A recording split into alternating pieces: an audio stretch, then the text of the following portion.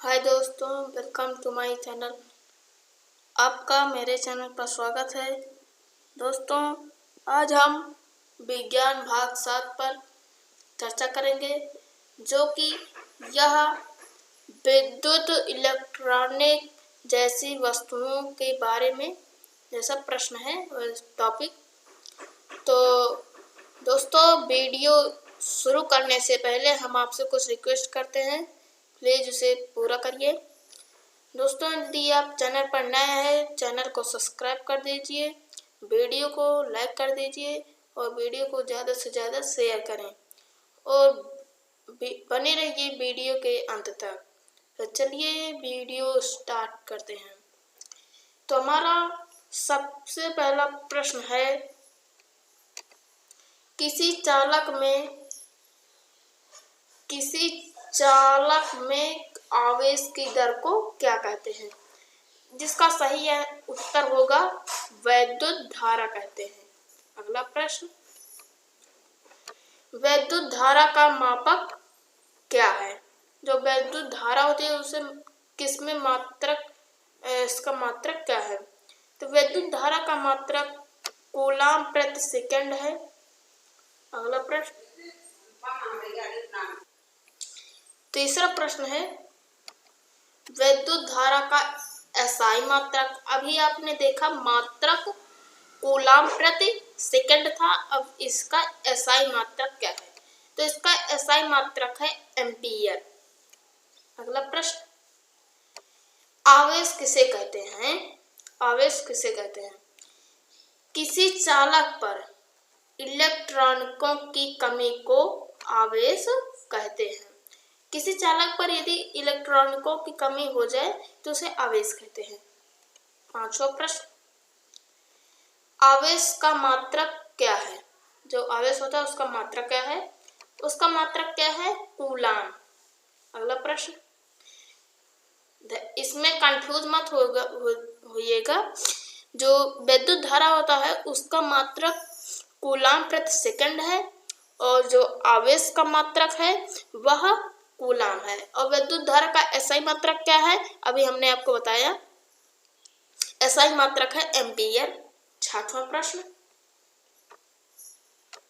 विद्युत धारा कितने प्रकार के होते हैं?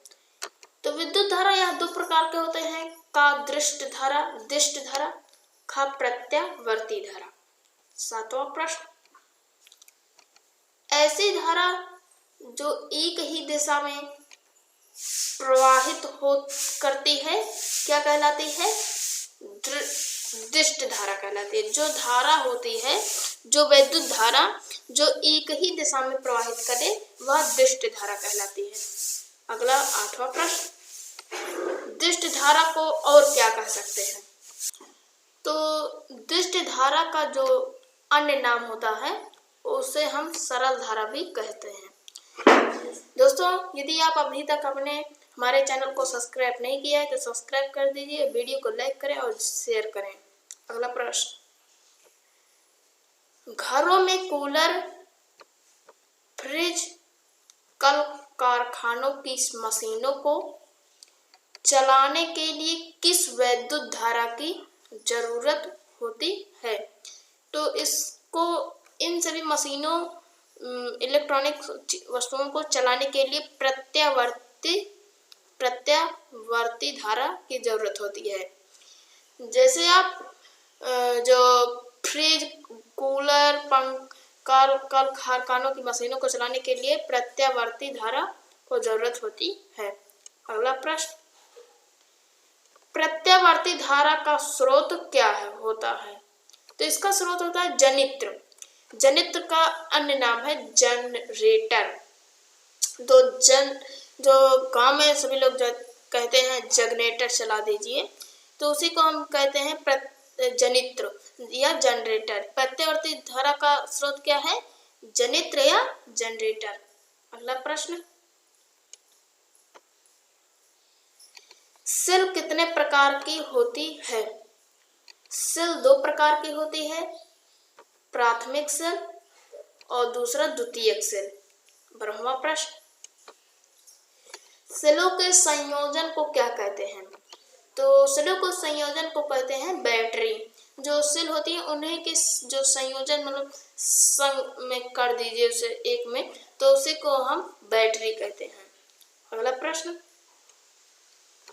विद्युत सेल के संपूर्ण परिपथ में एक कूलाम आवेश प्रवाहित होने के लिए सेल जो ऊर्जा प्राप्त होती है क्या कहलाती है? विद्युत वाहक बल। फिर से कह दे रहा हूं, विद्युत सेल के संपूर्ण परिपथ में एक कूलाम आवेश प्रवाहित होने के लिए जो सेल ऊर्जा प्राप्त होती है वह क्या कहलाते हैं? विद्युत वाहक बल कहलाता है। 14वां प्रश्न, विद्युत वाहक बल का क्या मात्रक है? इसका मात्रक है वोल्ट या जूल प्रति कूलाम। अगला 15वां प्रश्न, विभवांतर का मात्रक क्या है? इसका भी मात्रक है वोल्ट। 16वां प्रश्न, किसी चालक का विद्युत प्रतिरोध उसके सिरे के बीच का विभवांतर तथा उसमें प्रवाहित होने वाली धारा के अनुपात के बराबर होता है। उस चालक को क्या कहते हैं?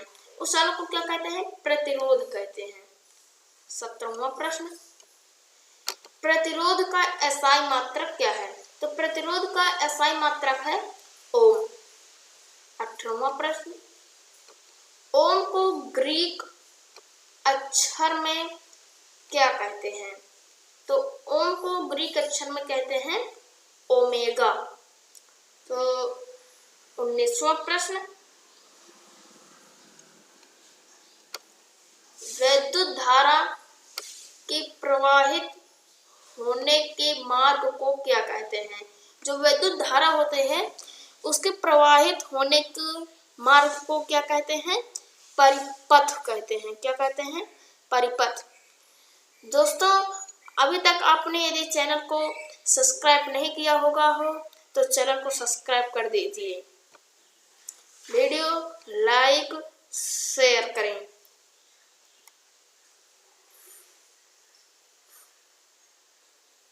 ओके, 20वां प्रश्न है, ऐसे पदार्थों से बने तार जिनमें विद्युत धारा एक स्थान से दूसरे स्थान तक ले जाने में सुगमता पूर्वक प्रवाहित हो सके, कौन सा पदार्थ कहलाता है? सुचालक पदार्थ कहलाता है। फिर से कह दे रहा हूं, ऐसे पदार्थों से बने तार जिनमें विद्युत धारा एक स्थान से दूसरे स्थान तक ले जाने में सुगमता पूर्वक प्रवाहित हो सके, कौन सा पदार्थ कहलाता है? सुचालक पदार्थ। जैसे ऐसे पदार्थ जिनमें प्लास्टिक या लकड़ी ना हो, जैसे जो टेस्टर होता है वह सुचालक पदार्थ है। चलिए 21वां प्रश्न देखते हैं। ऐसे पदार्थ से बनी वस्तुएं जिनमें विद्युत धारा एक स्थान से दूसरे स्थान तक ले जाने में असमर्थ रहता है, कौन सा पदार्थ कहलाता है? कुचालक। जैसे चप्पल, ये आदि जो सभी वस्तुएं होते हैं प्लास्टिक लकड़ी की, उसमें कुचालक पदार्थ जो ये उसमें करंट नहीं लगता, विद्युत धारा नहीं लगती है। अगला प्रश्न, विद्युत धारा का प्रभाव होता है। तो विद्युत धारा का प्रभाव कैसा होता है कि विद्युत धारा के मुख्यतः 3 प्रभाव हैं। ऊष्मीय प्रभाव पहला है, दूसरा चुंबकीय प्रभाव, तीसरा रासायनिक प्रभाव। 24वां प्रश्न, विद्युत बल्ब, विद्युत प्रेस, बाल सुखाने के लिए ड्रायर, ये सब किस किस विद्युत धारा के उपयोगी उपकरण बनाए गए हैं? तो ये किस धारा के उपयोगी उपकरण बनाए गए हैं? विद्युत धारा का ऊष्मीय प्रभाव के उपयोगी उपकरण बनाए गए हैं। ठीक है। अब चलिए 25वां प्रश्न।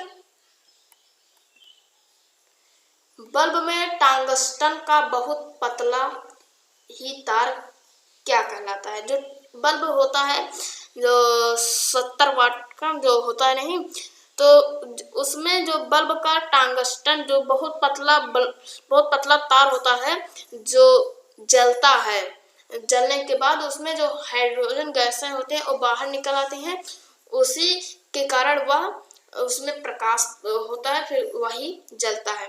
तो वही जो बल्ब का टंगस्टन का जो बहुत पतला ही तार होता है वो क्या कहलाता है? तंतु फिलामेंट कहलाता है, जो बहुत पतला तार होता है। अगला प्रश्न, विद्युत मेंस को क्या कहते हैं? तो विद्युत मेंस आप नहीं समझ रहे होंगे विद्युत मेंस, क्योंकि यह विज्ञान की भाषा है। तो विद्युत मेंस वो है जो आप घरों में लोग कहते हैं एमसीबी, पर वह एमसीबीएस कहा जाता है, उसे एमसीबीएस। तो उसी को हम हिंदी में कहते हैं लघु परिपथ विच्छेदक।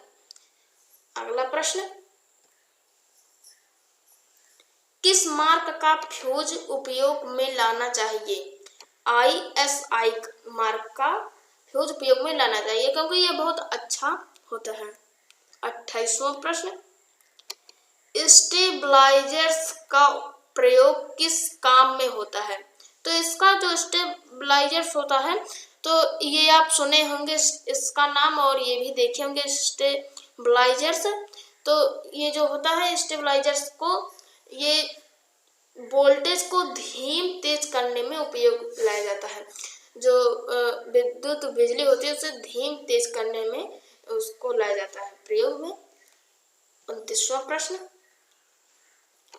विद्युत परिपथ में विद्युत धारा को मापन यंत्र को क्या कहते हैं? जो विद्युत परिपथ में विद्युत धारा को मापन यंत्र को क्या कहते हैं? तो उसे हम अमीटर कहते हैं, अमीटर। 30वां प्रश्न,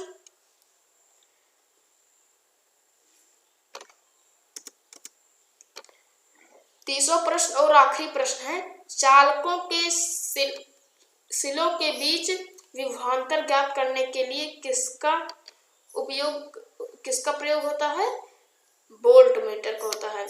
तो जब आप देखे होंगे घरों में आपके लगा होगा समरसेबुल, उसमें एक लगा होता है बोर्ड, उसी में वोल्ट मीटर जो होता है कितने वोल्टेज की लाइट आई है उसे देखने के लिए उसी में बना होता है। आप देख सकते हैं यदि आपके घर होगा। दोस्तों, यदि आपको वीडियो अच्छा लगा हो तो वीडियो को लाइक करिए, वीडियो को ज़्यादा से ज़्यादा शेयर करें और चैनल को सब्सक्राइब कर दीजिए। फिर मिलते हैं अगले वीडियो में, ऐसे ही वीडियो के साथ मिलते हैं अगले वीडियो में। तब तक के लिए धन्यवाद।